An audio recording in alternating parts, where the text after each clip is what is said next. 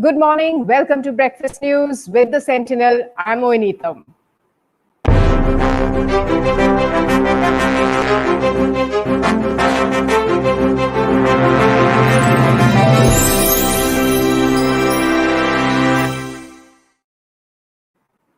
Here are the top headlines in today morning's The Sentinel. First, of course, it's an exclusive from The Sentinel. We have done a little bit of reality check on the number of inquiries that the government has set up over a period of time and what has actually happened to all of those inquiries ordered by the government, whether the reports have been submitted, whether action has been taken. And often what happens is that inquiries are ordered into corruptions and scams, but hardly there are any tangible action taken against the wrongdoers. Either we do not know what has been the outcome or what action has been taken, and this actually often leads to the public losing faith in on such inquiries. Now we have done a reality check of some of these inquiries set up by the government at different period of time, and also here's some of those I'm going to read out. At the instruction of the Chief Minister, an inquiry was ordered into the 2,000 crore rupees ghost children scam in the Social Welfare Department. At that time, the successive social welfare ministers were quizzed by investigating agencies.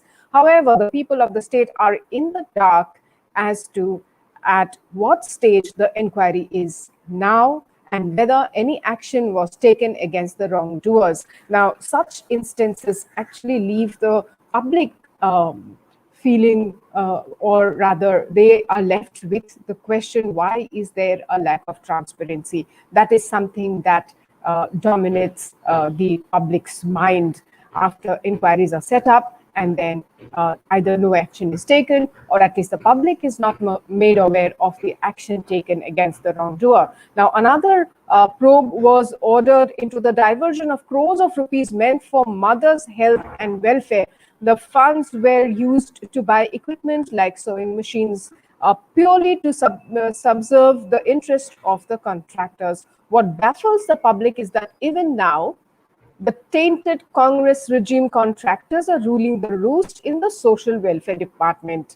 The inquiry into the efficacy of bulletproof jackets after the death of a police officer at Bordumsa is still fresh in the minds of the people.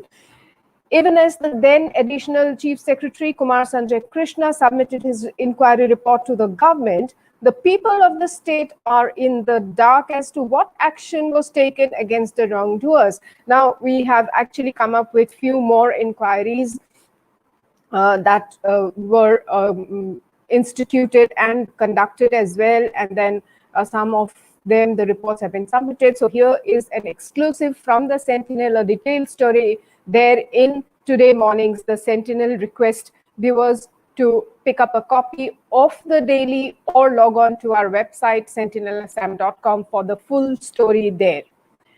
Now, we have reported about former Chief Minister, Assam Chief Minister Tarun Gogoi testing positive for COVID. The government has also set up a special committee to take care of his health. The committee has been set up under the head of Department of Pulmonology in the Guwahati Medical College and Hospital, where he is admitted and his condition is stable. The committee has been set up under the chairmanship of Dr. Jogesh Sharma, HOD Pulmonary Medicine of Guwahati Medical College and Hospital. The committee will look into and monitor the health status of the former Chief Minister of Assam.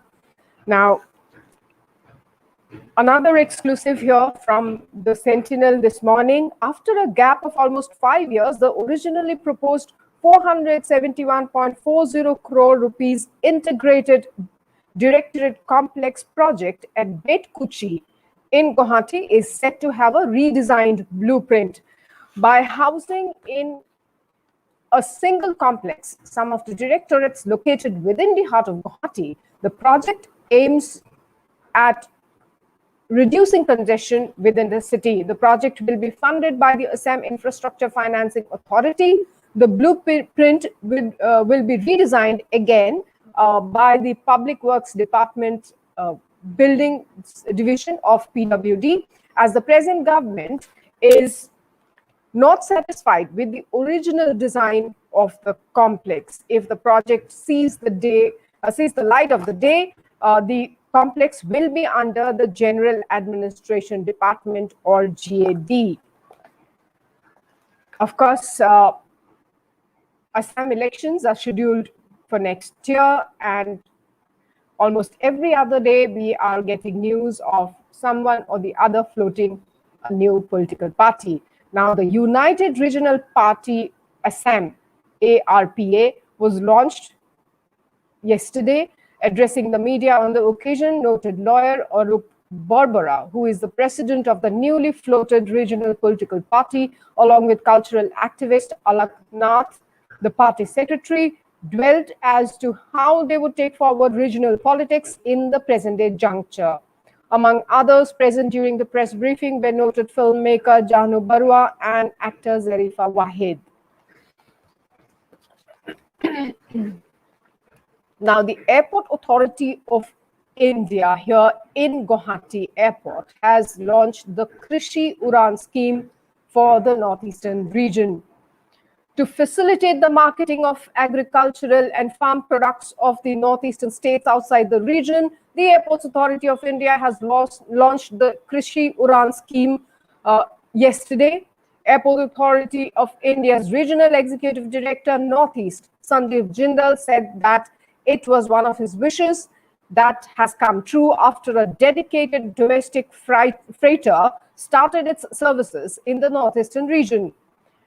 Under the Krishi Uran scheme, the service have been started in the region, and it is aimed to benefit the local farmers and villagers whose products have higher value outside the region. Airport Authority of India's aim is that farmers should be paid as per the demand services. That is what Mr. Jindal said after the scheme for the farmers was launched yesterday. A very, very good move there from the Airport Authority of India officials to help the farmers of the region. In fact, this is something that Mr. Jindal has been wishing to do for a very long time, but the COVID situation had actually pushed his plans back by a few months, but finally the scheme has taken off. The initiative from Mr. Jindal has taken off. Now, news from the other northeastern states. The All Arunachal Pradesh Students Union, or APSU, said on Wednesday, in fact, they made it very clear that it will not compromise on the territorial integrity of the state in the protracted Naga political issue. Reiterating its firm stand on the decades-old issue, the apex students' body of the state stated that the union, though appreciates the progress towards restoring peace in Nagaland, they said that it should not come at the cost of diluting the territorial integrity of Arunachal Pradesh. In fact, this is something that the students' union, the students' body of Arunachal Pradesh, has been mentioning time and again. And here is what the APSU president, Hawa Bagang, said at a media briefing held yesterday, and I quote him: "Any initiative towards restoring peace in Nagaland should be restricted within the territory of Nagaland, and compromising territorial integrity of Arunachal Pradesh will warrant drastic movements," unquote. This is the APSU president, Hawa Bagang, saying while addressing the media yesterday. Staying on with news from Arunachal Pradesh, the demand for Mon Autonomous Council, or MAC, should not be a cause for political unrest, said National People's Party, or NPP, State Unit President Giko Kabak. He added that the demand has no constitutional standing now, with Arunachal Pradesh being included in the 5th schedule of the Constitution of India. The demand for creation of a Mon Autonomous Council has gained momentum in the state once again, which has been criticized by various students' bodies of Arunachal Pradesh, even demanding the resignation of Chief Minister Pema Khandu. Update on the COVID situation in the state of Arunachal Pradesh. The total tally now stands at 3,412. That's the total number of positive cases in Arunachal Pradesh. The recovery rate has gone up to 73.27%. And the good news here is that the death toll continues to remain at 5. Of course, 100 new cases of COVID-19 were reported in the state of Arunachal Pradesh.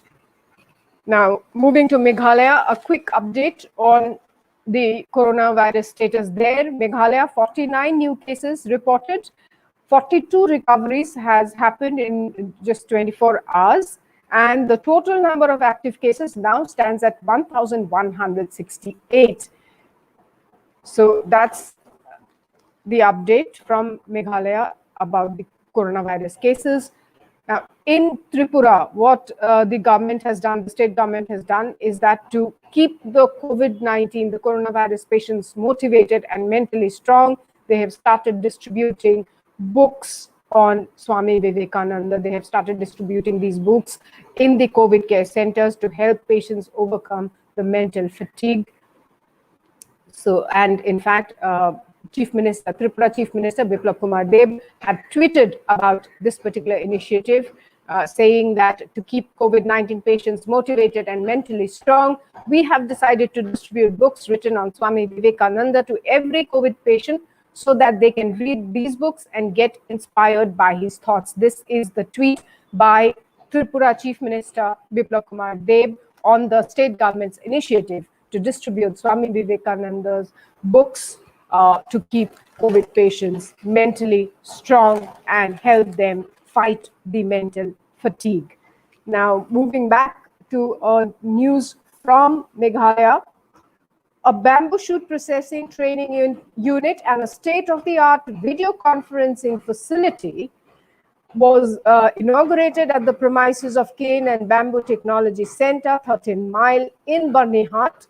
And the inauguration was done by Air Marshal retired Anjan Kumar Gogoi, who is also member of the Northeast Council or NEC, Government of India, Shillong. A release was issued regarding this particular development. The bamboo shoot processing training unit located in the CBTC premise will cater to the need of the entire Northeast and is expected to train people in the food processing sector using the abundantly available bamboo shoot. This training center, equipped with all the modern machineries and expert trainers, shall open new avenues for artisans, farmers, and bamboo entrepreneurs of this region and shall be instrumental to achieve the Atmanirbhar Bharat mission, the release said. In fact, these are some of the top stories that we have in today morning's The Sentinel. Of course, all the news and updates continue. Please visit our website, sentinelassam.com. Find us on YouTube, Twitter, Instagram, and Facebook. That's all I have for all of you this morning. Thank you so much for joining me. Until we meet again, goodbye, take care, stay safe.